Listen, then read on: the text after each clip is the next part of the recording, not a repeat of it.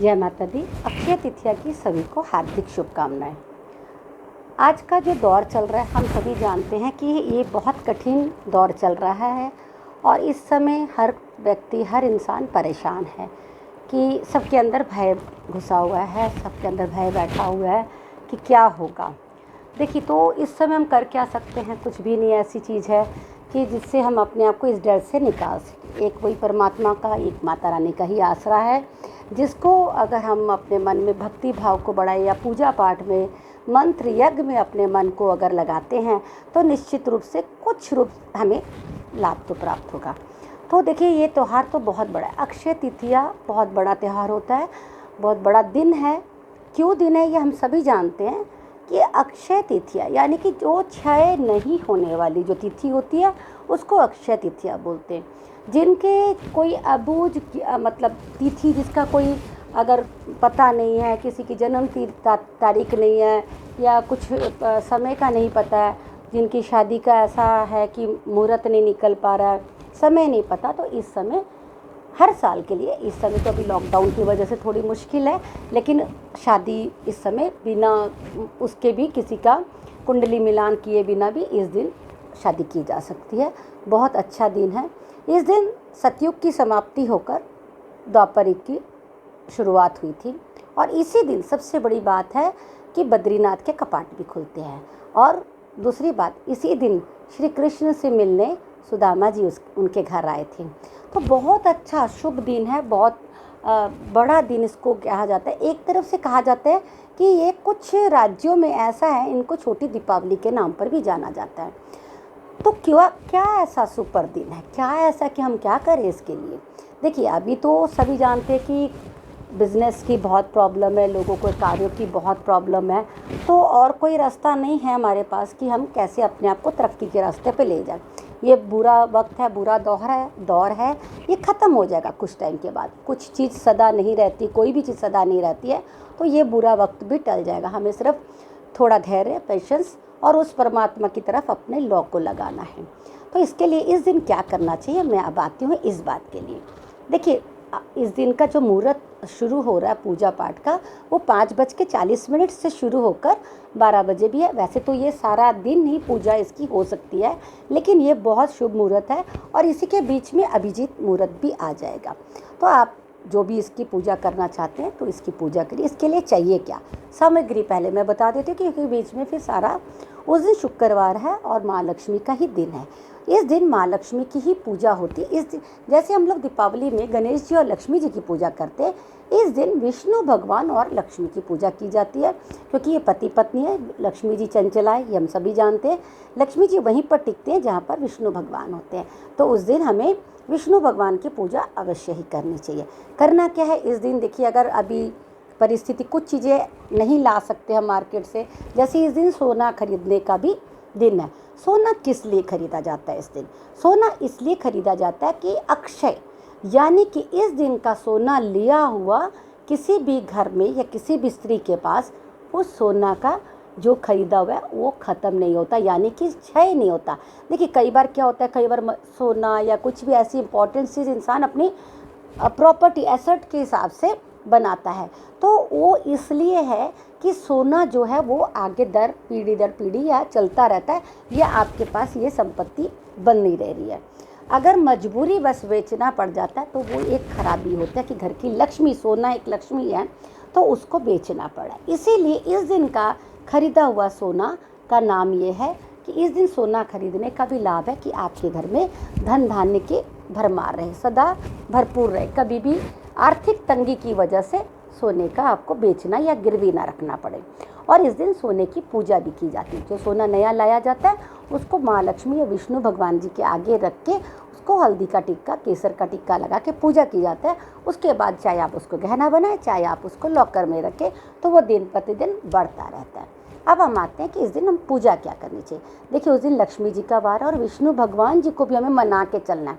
तो इसीलिए उस दिन विष्णु भगवान जी को पीली चीज़ें बहुत पसंद है। विष्णु का नाम ही पीला तो है, तो इसके लिए हमने क्या कर दिया, हल्दी की गांठ को लेकर उसको पीले धागे में बांधकर, अगर आप केले के पेड़, आसपास कोई मंदिर जा सकते हैं तो ठीक है, नहीं तो कई लोगों के घर के बाहर की तरफ पेड़ लगे होते हैं या आसपास कोई सेफ्टी को देखते हुए, तो आप केले के पेड़ में एक हल्दी की गांठ माला बना के आप केले के पेड़ में चढ़ाते हैं और वहाँ घी का दीपक जलाते हैं, तो इससे अति लाभ होता है। इसी के साथ उस दिन आप अपने घर पे तुलसी के पेड़ पर भी, क्योंकि तुलसी में भी विष्णु भगवान जी का वास होता है, तो उस दिन तुलसी के पेड़ पे भी अगर आप एक देसी घी का, गाय के शुद्ध देसी घी का अगर दिया जलाते हैं तो इससे बहुत अच्छा लाभ मिलता है। इसके साथ ही जैसे घर के जो आपका मंदिर है या पूजा स्थान है, वहाँ पर भी अगर आप गाय का देसी घी का अखंड दिया सुबह से लेकर रात तक जलाते हैं तो उससे भी अति लाभ मिलता है। कुछ कहते हैं ना कि कुछ पाने के लिए तो कुछ करना पड़ेगा, किया व्यर्था जाए ना।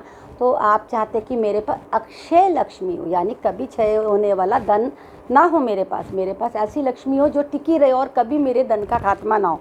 तो आइए इस दिन मिलके हम सब माँ लक्ष्मी को मनाते हैं। तो उसके लिए देखिए, अभी संकट को भी काटना है और धन की भी प्राप्ति चाहिए, क्योंकि इसके बिना भी कुछ नहीं है। तो इसके लिए आपको उस दिन जैसे अक्षत की पूजा होती है, कैसे क्या करना है इस दिन। जैसे मैं आपको कुछ पहले बता देती हूँ, शंख जो कि माँ लक्ष्मी, समुद्र से माँ लक्ष्मी की भी उत्पत्ति हुई है और शंख की भी उत्पत्ति हुई है। और शंख विष्णु भगवान, दक्षिणावर्ती जो शंख होता है वो विष्णु भगवान अपने बाएं हाथ में लेते हैं, तो उसको दक्षिणावर्ती शंख बोला जाता है, जो कि बजता नहीं है। शंख की बहुत सारी क्वालिटी होती, बहुत सारे नाम हैं शंख के, जैसे वामवर्ती शंख, दक्षिणावर्ती शंख, मोती शंख, नाभि शंख और चक्र शंख, ये 4-5 तरह से, इससे और भी है शंख। तो ये जो मेन 5 जो हमें मिल जाते हैं इजीली, ये है। इसके लिए आपको करना क्या है, आपको एक बाजोट या एक चौकी लेनी है, उस पर लाल कपड़ा बिछा दीजिए और एक थाली लीजिए। थाली पे बिना टूटा हुआ चावल का दाना लेना है, जो आपको बासमती या कोई भी ऐसे मिल सकता है। अगर ना मिले तो जो घर पे है, परिस्थिति को देखते हुए जो भी घर पे चावल है आप उसको लेकर पूरे चावल को बना लीजिए। अगर आप कोशिश करें कि उस चावल को अगर आप केसर से पूरा थोड़ा सा पहले भिगो के धो के सुखा लेते हैं तो अच्छी बात है, नहीं तो आप कोई बात नहीं, हल्दी से उसमें स्वास्तिक बनाएं और उसके ऊपर केसर का छिड़काव कर दिया जाए और श्री लिखा जाए। श्री क्योंकि माँ लक्ष्मी का प्रतीक है, तो उसमें श्री लिखा जाए। और उस पर अगर आपके घर पे माँ लक्ष्मी और गणेश जी या विष्णु लक्ष्मी जी की फ़ोटो है तो आप, मूर्ति है, आप उसको रखिए। और उसके साथ जिनके घर पे, क्योंकि अभी हम कहते हैं आप नया श्री यंत्र वगैरह लाइए, लेकिन इस समय माहौल नहीं है कि लॉकडाउन की वजह से, लेकिन कुछ जगह लॉकडाउन नहीं है, तो उस जगह में अगर आप खरीद सकते तो आप उस दिन श्री यंत्र ज़रूर लाइए। श्री यंत्र को चांदी के सिक्के के ऊपर रख के आप उसको कच्चे दूध या पंचामृत से धो के श्री यंत्र की स्थापना करिए। दक्षिणावर्ती शंख को रखिए। दक्षिणावर्ती शंख को कैसे रखना है, 2 तरीके हैं। एक तो आप उनका मुख भगवान की तरफ करके और बाकी का ऊपर फ्रंट वाला जो बड़ा हिस्सा है उसको अपनी तरफ करके आप ऐसे भी रख सकते हैं।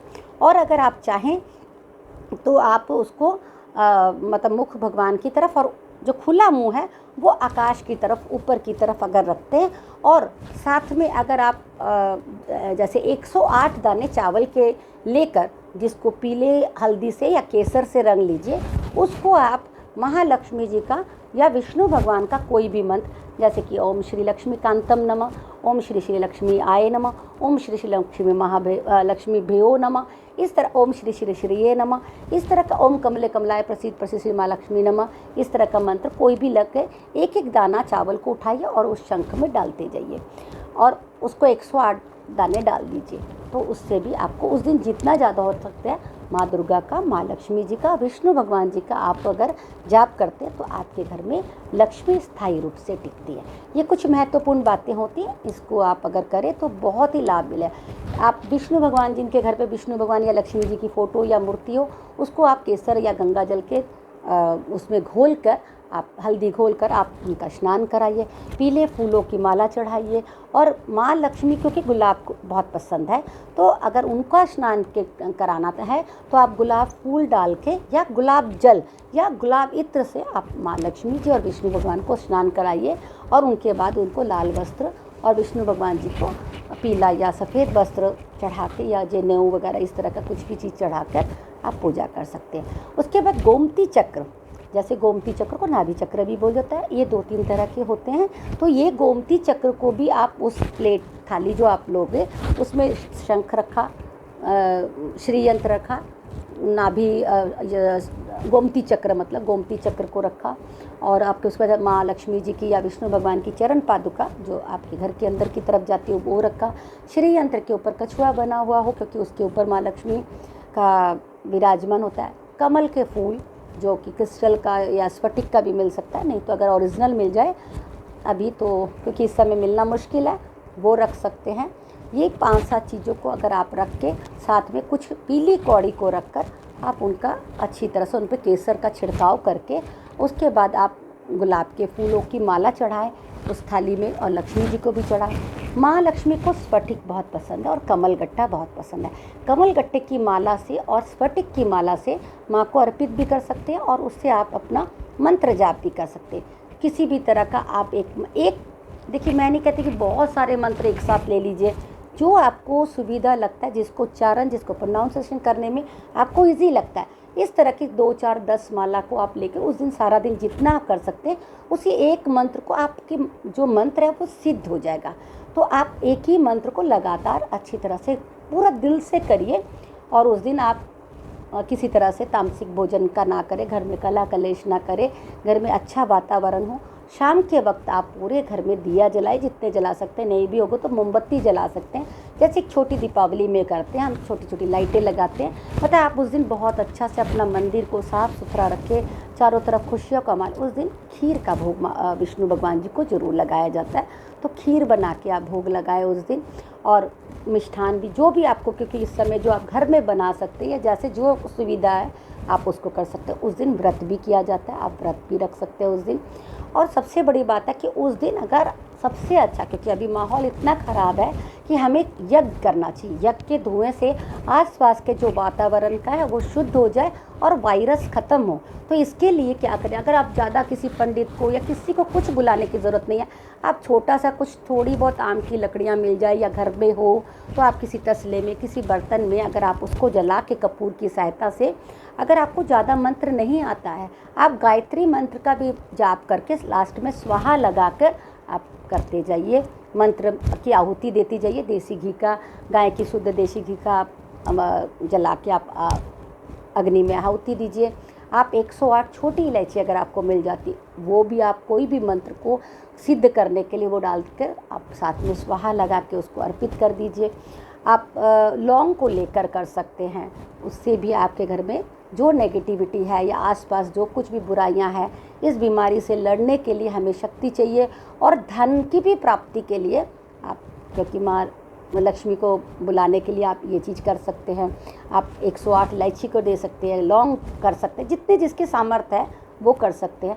काले तिल, आपके घर से बुराइयों का नाश हो, राहु का खात्मा हो, और शनि की किसी तरह से आपको कोई भी चीज़ की प्रॉब्लम ना हो, कोई दिक्कत ना हो, कोई परेशानी ना आ रही हो, कोई साढ़सती या अढ़ैया ना चल रही हो, या शनि की किसी तरह से प्रकोप दृष्टि से आप बचना चाहते हैं, तो काले तिल को भी कर सकते हैं। आप थोड़े से काले मिर्च को भी आप उसमें कर सकते हैं, ताकि आसपास का नेगेटिविटी का वातावरण जो है वो ख़त्म हो जाए, और उसके शुद्ध धुएं से हम सबके, जो आपके घर में जो लोग हैं और आपके घर का जो वातावरण है वो शुद्ध हो जाए, ताकि हमारी हवा जो है वो चारों तरफ। अभी आप देख ही रहे होंगे टीवी या फेसबुक वगैरह पे कि लोग बाल्टियों में या किसी चीज़ में ले लेकर अभी हवन की सामग्री, हवन की अग्नि को लेकर घूम रहे हैं। तो अगर हम इस दिन, एक तो देखिए 2 फायदे, एक तो हमारा वातावरण शुद्ध हो रहा है, दूसरा हमारा मन शुद्ध हो रहा है, तीसरा हमारे को इस तरह का पूजा पाठ करके हमें धन की भी प्राप्ति है, तो है ना फ़ायदे की बात।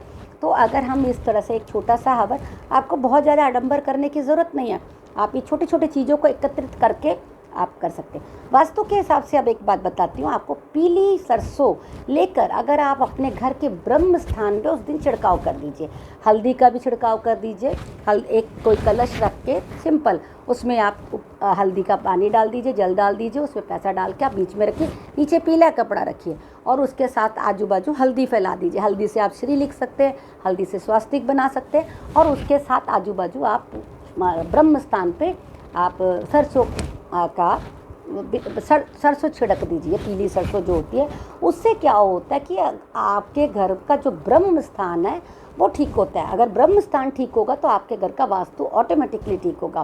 तो अगर वास्तु से भी कोई छोटे मोटे दोष हैं, क्योंकि कुछ लोग कहते हैं वास्तु दोष है या नहीं है हमें नहीं पता, या वास्तु दोष है तो हम ज़्यादा उपाय भी नहीं कर सकते, या अभी होगा कि नहीं होगा, तो आप ये ब्रह्म स्थान को अपने हमेशा स्वच्छ अच्छा रखें। और इस तरह से जब भी आपको कोई लगे तो वहाँ पर आप एक घी का दिया जला दीजिए, और इस तरह से आप अपना पीली सरसों को छिड़किए। और पीली सरसों का आप अपने घर के चारों तरफ भी छिड़के।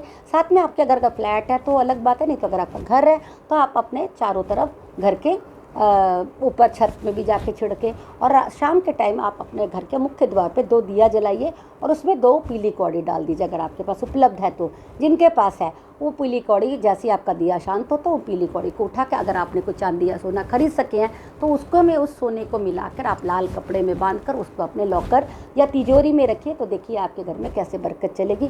और इसी तरह से आप अपने जिनकी दुकानें खुली हुई हैं या जिनके व्यवसाय खुले हुए हैं, जिस जगह में लॉकडाउन नहीं है या अभी नहीं है तो बाद में तो खुलेगा, तो आप उनको बांधकर उसी चीज़ को आप अपने गल्ले पे, तिजोरी पे, जो आपकी दुकान या व्यवसाय का काम है वहाँ पर रखिए। तो आपके घर पे जो है बुरी नज़र हट जाएगी और पैसे का आना। उस दिन आप चारों तरफ अपने घर में गंगा जल, गौमूत्र और गुलाब जल, इन तीनों को मिलाकर साथ में आप थोड़ी सी फिटकरी भी मिला दीजिए। उसके साथ आप स्प्रे बॉटल में डालकर या वैसे ही आप एक बॉटल में ऊपर से छेद करके आप अपने घर पे सुबह शाम उसका छिड़काव करिए। सबसे बेहतर है कि साथ में आप कपूर और लौंग, अगर साथ लौंग और एक कपूर की टिक्की मिलाकर अगर आप जलाते हैं अपने घर के दोनों टाइम सुबह शाम घुमाते, तो देखिएगा आपके घर में नेगेटिविटी का वास होगा ही नहीं। आप ये करके देखिए, बहुत लाभ होगा। अक्षय तृतीया का दिन जो है उसको यूँ ही ना जाने दीजिए। जितना हो जो आपने सुबह ये सब कर लिया, उसके बाद शाम को या रात को थोड़ी देर ज़्यादा देर तक बैठ के आप महालक्ष्मी जी का जिसको भी आप मानते, जिस भी देवी देवताओं को मानते हैं, श्री कृष्ण भगवान को मानते हैं तो ओम क्लीं कृष्णाय नमः इसका भी जाप कर सकते हैं। माँ काली का जाप इसलिए किया जाता है कुछ जगहों में, अगर आपको लगता है कि कुछ शत्रु या दुष्ट प्रवृत्तियाँ आपको तंग करती है तो माँ काली की उपासना जो लोग करते हैं उनके पास कभी भी शत्रु टिकते नहीं है। शत्रु प्रहार जरूर करते हैं, एक बार उनका आता है बार, लेकिन वो आपको नुकसान नहीं कर सकते क्योंकि आप एक सुरक्षा कवच के अंदर हैं। माँ काली का इतना बड़ा सुरक्षा कवच होता है, तो आप उनका भी एक मंत्र कर सकते हैं अपनी सुरक्षा या अपने घर वालों की, परिवार वालों की सुरक्षा के लिए और देश की सुरक्षा के लिए भी। अगर हम ये छोटा सा हवन हर कोई इस दिन करते हैं तो बहुत ही लाभ होगा। मैं उम्मीद करती हूँ कि आप सभी लोग ये छोटे छोटे उपाय को अगर करेंगे तो देखिए व्यापार, कारोबार या नौकरी सभी इस समय बहुत रिस्क पॉइंट पे हैं। तो कोई बात नहीं, ये सब ख़त्म हो जाने के बाद अगर हमारे जब व्यापार, कारोबार और नौकरी जब स्टार्ट हो जाए तब उसमें एकदम बहुत अच्छा जंप मिल जाए, बहुत अच्छा राइज मिल जाए, तो ये गम भूल जाता है इंसान की 1 महीना या 15 दिन लॉकडाउन रहा, फिर उसमें छप्पर फाड़ के धन की अगर प्राप्ति होती है तो फिर तो इंसान अपने हर दुख भूल जाता है। तो इसी के लिए मैं ये कहूँगी कि मैंने जो ये छोटे छोटे उपाय बोले हैं आप इसको करके देखिए, इससे आपको बहुत लाभ मिलेगा। जय माता दी।